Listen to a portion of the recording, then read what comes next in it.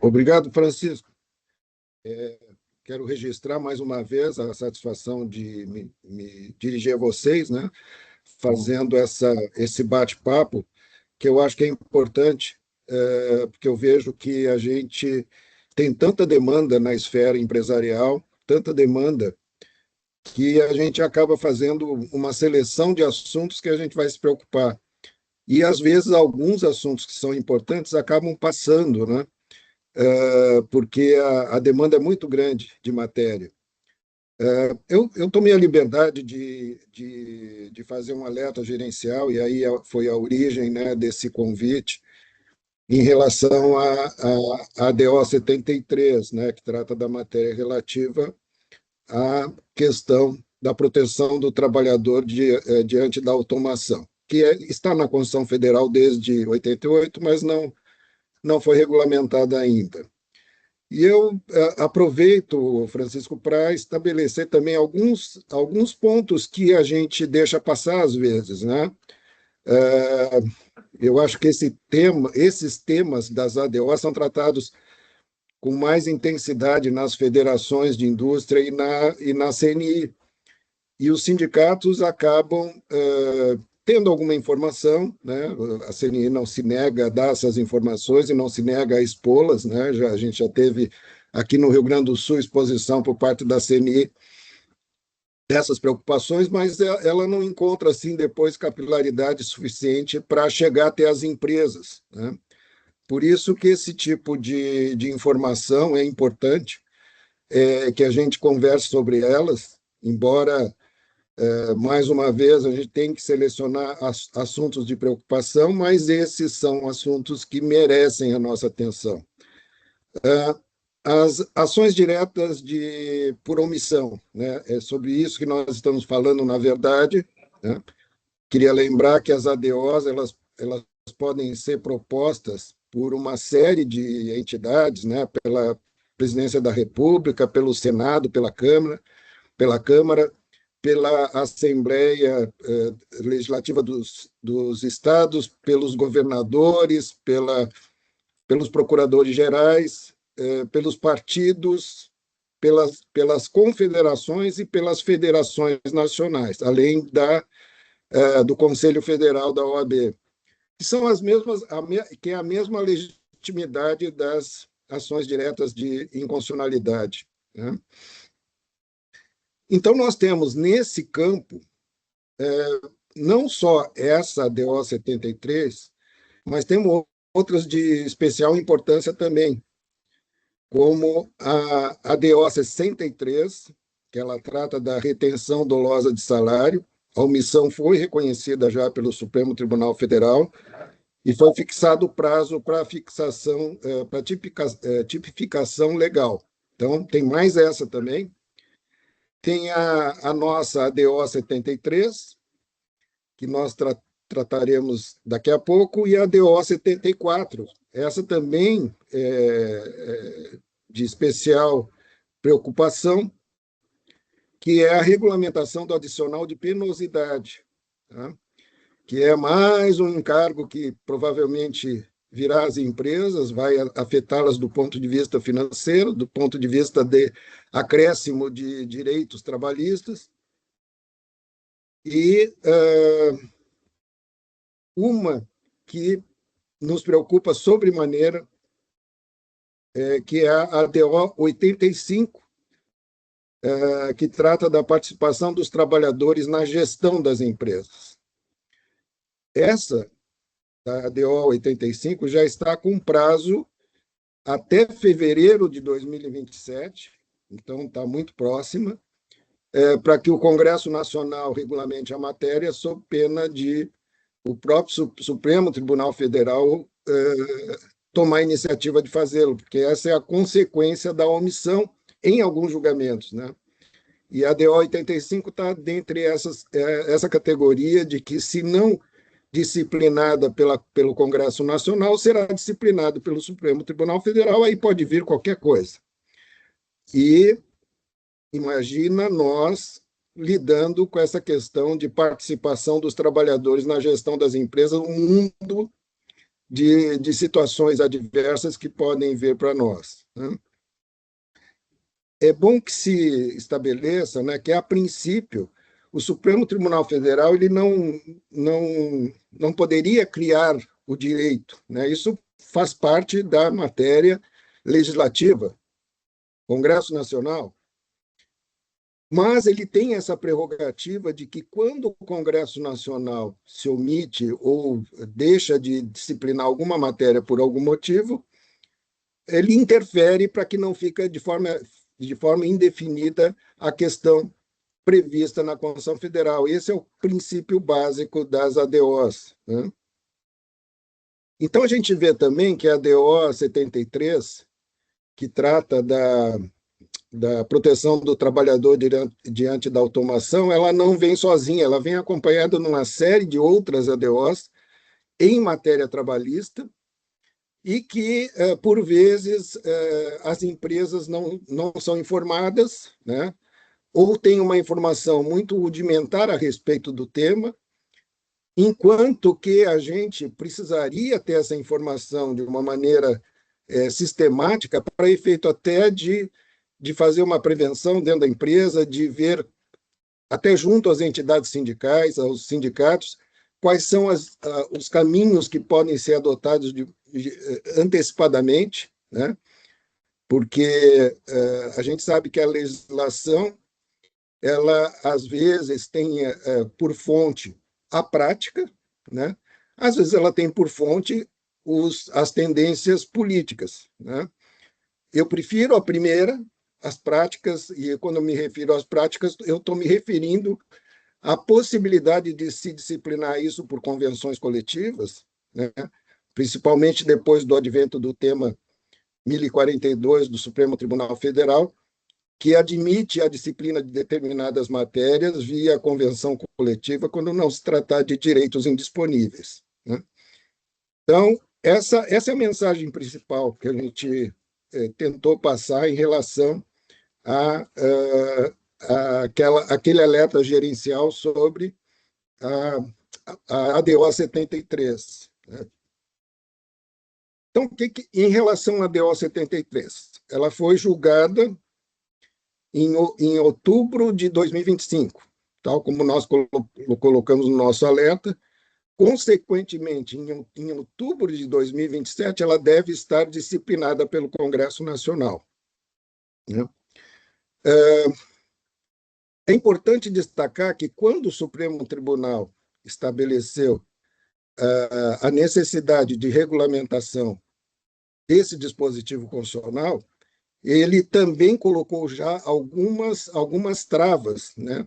Não foi um julgamento vazio do ponto de vista do que o Supremo Tribunal estava decidindo. Ele menciona que não deve haver prejuízo ao avanço tecnológico, e aí a gente coloca a questão relativa à inteligência artificial, né? Que é o avanço tecnológico mais presente, mais importante hoje nas organizações, e em toda a sociedade, né? Dou exemplo aqui no escritório também, foi uma revolução, né? A inteligência artificial, para nós, advogados, mudou totalmente o conceito da advocacia, mudou totalmente o conceito interno de auto-organização, porque ela mexe de uma forma sensível na questão, principalmente na questão de pessoal, né? Então, imaginamos, então, essa questão da inteligência artificial em comparação à proteção ao emprego em função da automação, que está dentro desse conceito.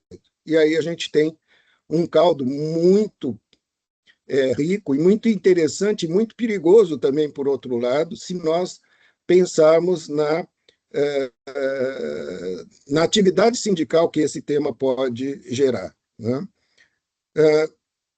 Mas, como eu dizia, o Supremo Tribunal Federal estabeleceu, já por cuidado, alguns pontos, né, que nos deixa assim, um pouco mais otimistas em relação à matéria. Ele fala que devemos prestar atenção ao regulamentar a matéria na questão relativa à capacitação profissional, às redes de proteção social, que é uma consequência da proteção prevista na Constituição, e uma transição justa. Então, ela não refere questões relativas à indenização, quer dizer, o caminho não é indenizatório, o que poderia gerar assim, uma série de reivindicações sindicais perigosas, né? Mas a nossa defesa é essa, que ao disciplinar a matéria, o Supremo Tribunal Federal não jogou o tema para efeitos indenizatórios, mas sim para efeitos de capacitação, de proteção e de transição justa. Então, tem alguns elementos já que as forças sindicais patronais devem explorar, né? Se fixar nesses pontos de trava, né, criados pelo Supremo Tribunal Federal e fazê-los prevalecer. Porque o que o Supremo Tribunal não proibiu? Ele não proibiu a automação, pelo contrário, ele reconheceu a importância social da automação e que é um caminho inexorável da modernidade, que não há como alterar essa realidade. Ele, de certa forma, condicionou a automação à negociação obrigatória. Isso é bom, porque cai na questão da prática sindical, o que nos permite nos prepararmos antecipadamente com cláusulas normativas, né, que podem ser levadas em consideração em mesa de negociação para efeito do cumprimento dessas regras. Não impôs estabilidade, não tem previsão de estabilidade em função da demissão de trabalhadores em função da automação, isso é muito importante, né? Mas eu estou dizendo tudo que o Supremo Tribunal estabeleceu. Agora, entre isso que o Supremo Tribunal Federal estabeleceu e a prática que vai advir daí, existe ali um meio de cuidado, né, que é onde a gente deve atuar como entidade sindical, que a gente deve atuar como entidades sindicais de grau superior, fazendo com que os caminhos a serem adotados levem em consideração os princípios estabelecidos pelo Supremo Tribunal Federal. Porque se nós deixarmos no âmbito do livre pensamento, da livre estipulação, é claro que a gente vai cair em conceitos demagógicos, né, de apelo popular, de apelo eleitoreiro, e aí nós não vamos por um caminho bom para as empresas, né? Então, acho que a situação merece toda a atenção dos sindicatos de defesa patronal, das federações patronais e da CNI. Acredito que a CNI esteja preocupada e de olho nessa matéria. Mas eu não sei por quê, e eu tenho notado isso, eu também estou na Federação Estadual aqui, na Fiergs, na Federação das Indústrias do Estado do Rio Grande do Sul, e percebo que as informações elas não têm a capilaridade suficiente para criar. Nas bases que vão atuar, que são os sindicatos, que podem atuar numa antecipação de movimento, né, de cuidado, não chega até nós, né? Chega com muita raridade, com muita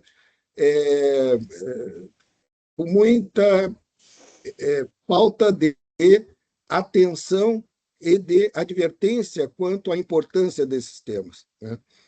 Por isso que eu acho que vale a pena a gente se debruçar, dependendo das possibilidades técnicas que se tem de negociação e das possibilidades políticas de negociação e da afeição dos sindicatos com quem a gente lida, de tentar já fazer alguma coisa em relação à matéria, né? Eu até fiz aqui um exercício muito rápido E elaborei duas cláusulas normativas de exemplo, tá? Que depois eu posso passar a vocês, não vou passar agora para não perdermos muito tempo nisso, mas que uma delas trata de uma comissão paritária, da criação de uma comissão paritária sobre automação, inteligência artificial e impactos no trabalho. Ela é um programa, né? Ela não tem assim uma disposição de obrigação patronal em relação seja a indenizações, seja em relação a algum tipo de obrigação que seja onerosa, mas sim de tratar por canais de entendimento entre as partes um caráter mais consultivo e propositivo, né? Então, essa é uma ideia da elaboração de uma cláusula nesse sentido, que seria um primeiro exemplo que a gente pode levar em consideração. E uma outra cláusula que eu ensaiei aqui sobre diretrizes para adoção de tecnologias de automação e inteligência artificial, que também preserva a liberdade das empresas, tem por objeto promover ações de capacitação ou requalificação profissional, que é a orientação dada pelo Supremo Tribunal Federal, avaliar alternativas de realocação interna para esse pessoal que acaba sendo ultrapassado pela IA ou por qualquer outro meio de automação, né? Com algumas observações, por exemplo, que as decisões empresariais relacionadas à automação não estarão condicionadas à aprovação sindical prévia, etc. Ela é cheia de cuidados em relação à liberdade empresarial. São exemplos, né, que a gente aponta e que podem ser trilhados na medida em que há esses espaços negociais, conforme a gente referiu, tratando-se de sindicatos que que a gente pode arriscar tratar dessa matéria em mesa de negociação, né? Então, em linhas gerais, eu acho que nós temos aqui algumas situações já estabelecidas, por exemplo, do ponto de vista do direito comparado, né? Tendo assim a Europa como uma referência indireta, né? A gente vê que desde 2024 estão crescendo os clausulamentos normativos na Europa em relação à IA, principalmente à IA.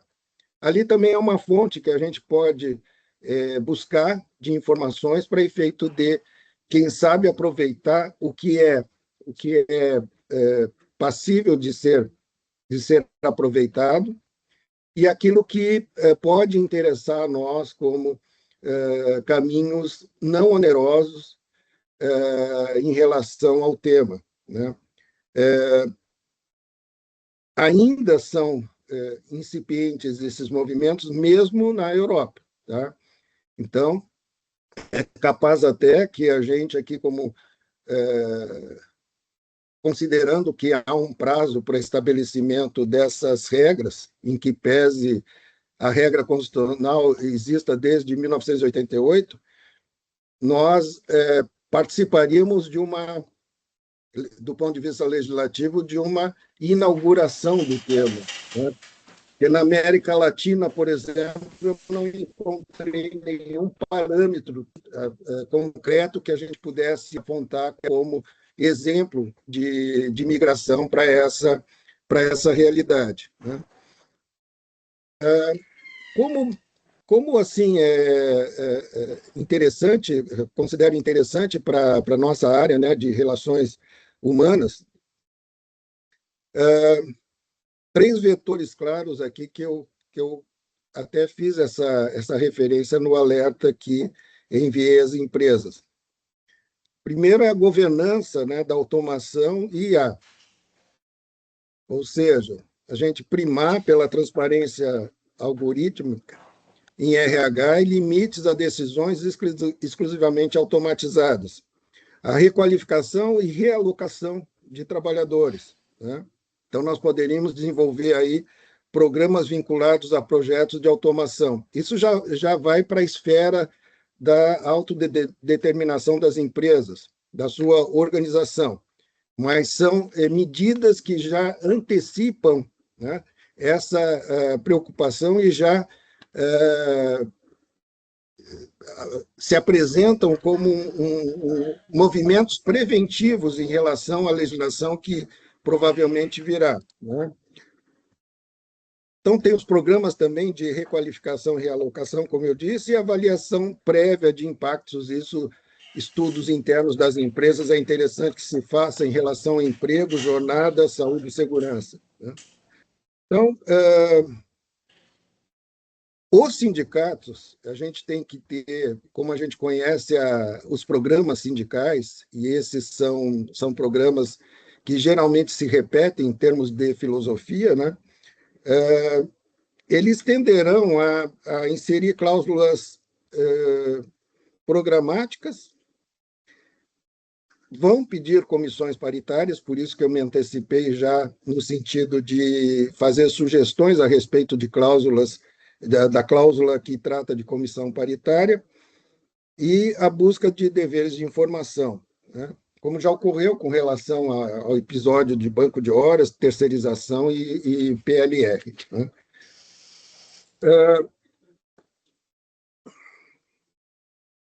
Bom, as ADOs, como eu referi, elas não criam obrigações imediatas, né? Mas nos faz pensar em antecipar atividades estratégicas, né? O que eu acho que merece assim ter uma atenção muito grande é que as entidades e as empresas que se anteciparem nessas matérias, e aí eu me refiro a todas as questões envolvidas em ação direta por omissão em matéria trabalhista, entendo eu que elas possam influenciar o legislativo, a lei, né? Faz com que o profissional de recursos humanos se organize, não só em pensamento, mas se organize internamente em nas suas empresas, e que isso vai repercutir de alguma forma na proteção à competitividade das empresas, né? Porque a omissão e o esquecimento dessas matérias certamente vai repercutir de uma forma mais intensa às empresas que não estavam atentas, que não pensaram a respeito e que não procuraram estabelecer já algum tipo de preocupação administrativa que possa ser feita ainda à luz da legislação atual, e que possa, então, trazer uma segurança maior no futuro em relação ao enfrentamento da matéria.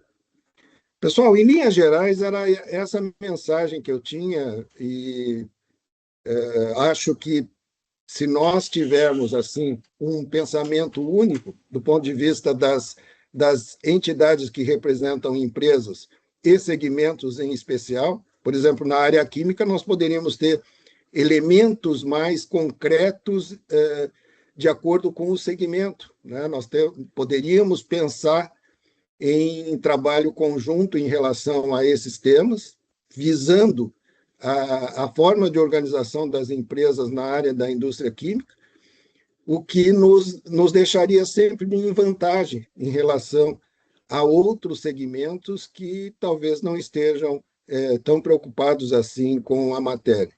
Francisco, em linhas gerais, é essa a nossa contribuição. Espero que tenha minimamente alcançado aí a expectativa e fico à disposição de vocês.